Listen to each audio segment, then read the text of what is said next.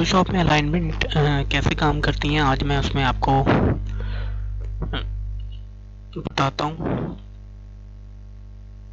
इसमें कोई भी मैं आर्ट बोर्ड जो है किसी भी साइज़ का ओपन कर लेता हूँ।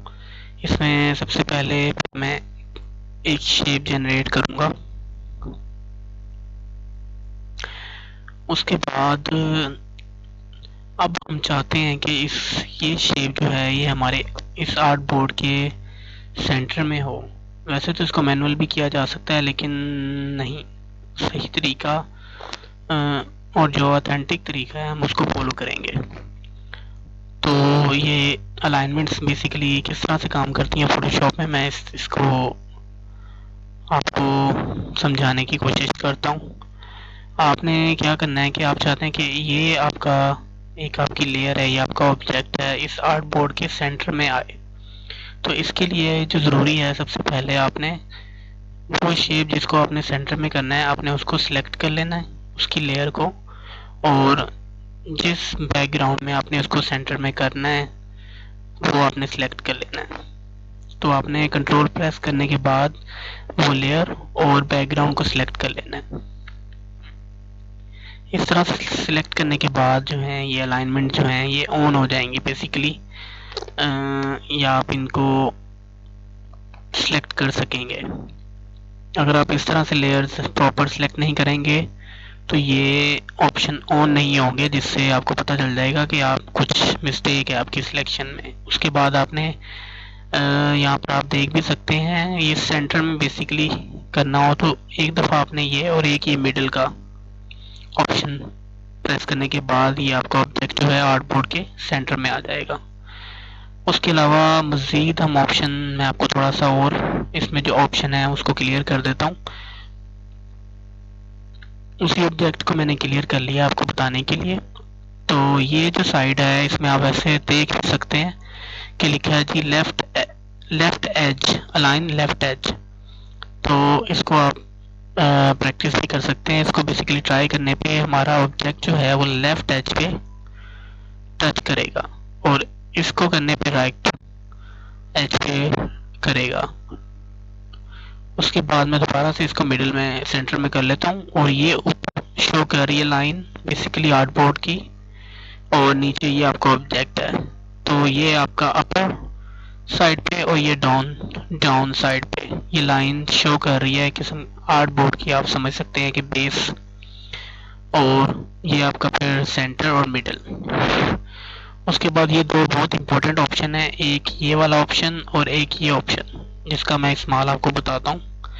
इसमें सबसे पहले अगर आपके पास मल्टीपल ऑब्जेक्ट हो, फर्ज करें ये शेप के मैं मल्टीपल ऑब्जेक्ट 2-3 डुप्लीकेट बना लेता हूँ आपको समझाने के लिए।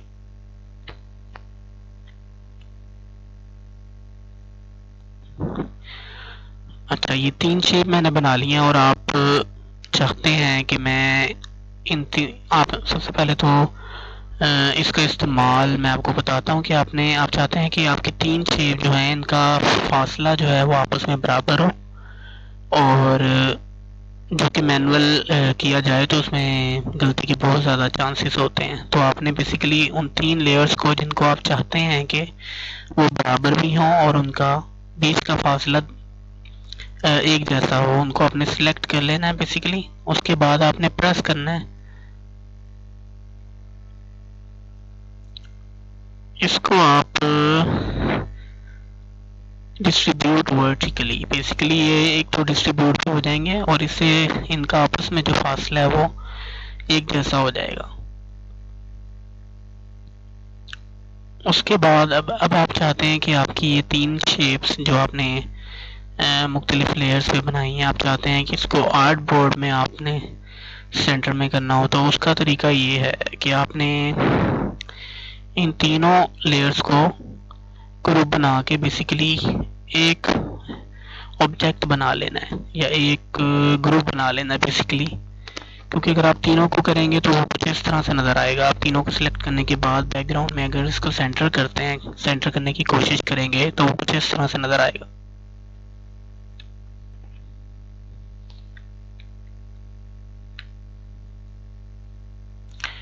इस तरह से आपका ऑब्जेक्ट जो है वो ऊपर तले हाइड हो जाएगी बेसिकली आपकी शेप्स। तो अब आप चाहते हैं कि इन 3 शेप्स को आर्ट बोर्ड के सेंटर में लाना है, तो आपने सबसे पहले इनको बेसिकली इनका ग्रुप बना लेना है। तीनों लेयर्स को सिलेक्ट करने के बाद कंट्रोल जी कमांड से आपने इनको ग्रुप बना लेना है। तो बेसिकली ये एक आपका एक ऑब्जेक्ट बन जाएगा या एक ग्रुप बन जाएगा। अब आप इसको आर्ट बोर्ड के सेंटर में उसी तरीके से सेंटर में कर सकते हैं आप अपने ग्रुप को, और बैकग्राउंड को सिलेक्ट करने के बाद मिडल और सेंटर और मिडल के ऑप्शन से ये अब आपके ऑब्जेक्ट्स जो हैं, ये ऑब्जेक्ट्स जो हैं वो आर्ट बोर्ड के सेंटर में आ गए हैं बेसिकली।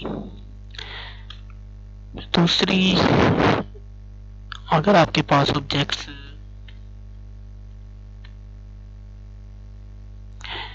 इस तरह मौजूद हैं तो आप बेसिकली वही सेम तरीका इन तीनों को सिलेक्ट करने के बाद यहाँ पे आप देख सकते हैं डिस्ट्रीब्यूट हॉरिजॉन्टली। इसको आप क्लिक करेंगे तो बेसिकली ये हॉरिजॉन्टली एक दूसरे के एक तो बराबर भी हो जाएंगे और इनका बीच का फासला जो है वो एक जैसा हो जाएगा। उसी तरह फिर आपने इनको ग्रुप बना के आर्ट बोर्ड के सेंटर में आप इनको कर सकते हैं। तो बेसिकली ये बेसिक्स हैं फोटोशॉप अलाइनमेंट की।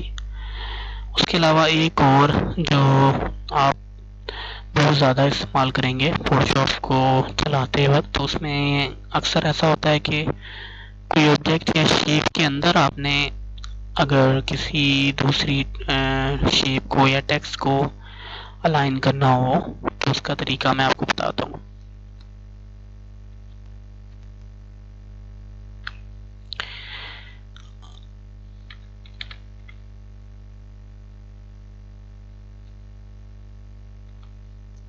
ये 2 शेप मैंने क्रिएट किए हैं आपको बताने के लिए। मैं इसका कलर चेंज कर रहा हूँ। अब अगर आप चाहते हैं कि आपकी ये शेप जो कहीं भी मौजूद है आर्ट बोर्ड में, आप चाहते हैं कि ये शेप आप इसके सेंटर में करना चाहते हैं, इस शेप के, ना कि आर्ट बोर्ड के। तो इसके लिए आपने क्या करना है, आपने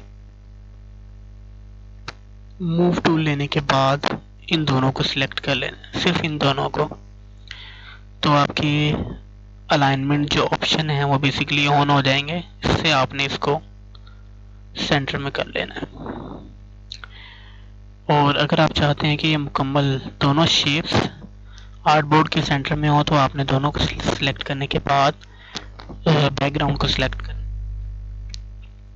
और इनको आर्ट बोर्ड के सेंटर में कर लेना है बेसिकली। इसी तरह अगर आप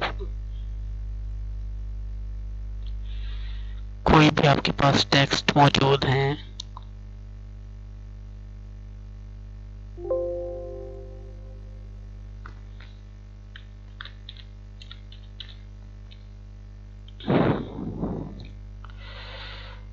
और आप चाहते हैं कि आप किसी भी ऑब्जेक्ट के अंदर इनको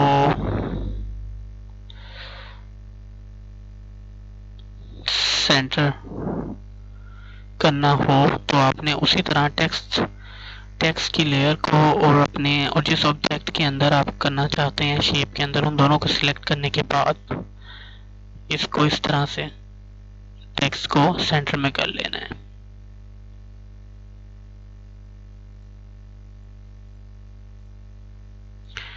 तो इस तरह से टेक्स्ट आपके शेप के अंदर हो जाएंगे। तो इसमें अब आपको मैंने कोशिश किया बताने की कि कोई भी शेप या ऑब्जेक्ट को आपने आर्ट बोर्ड के सेंटर में किस तरह करना है। और अगर आपके पास कोई शेप मौजूद है जिसमें आपने कोई टेक्स्ट लिखने हैं या कोई और शेप क्रिएट करनी है, तो उसको उन दोनों को आपस में सेंटर किस तरह किया जाता है। तो बेसिकली ये तकरीबन क्लियर है और आपको आगे मज़ीद रहनुमाई मिलेगी इससे इंशाल्लाह, इसको प्रैक्टिस करने के बाद। चलो।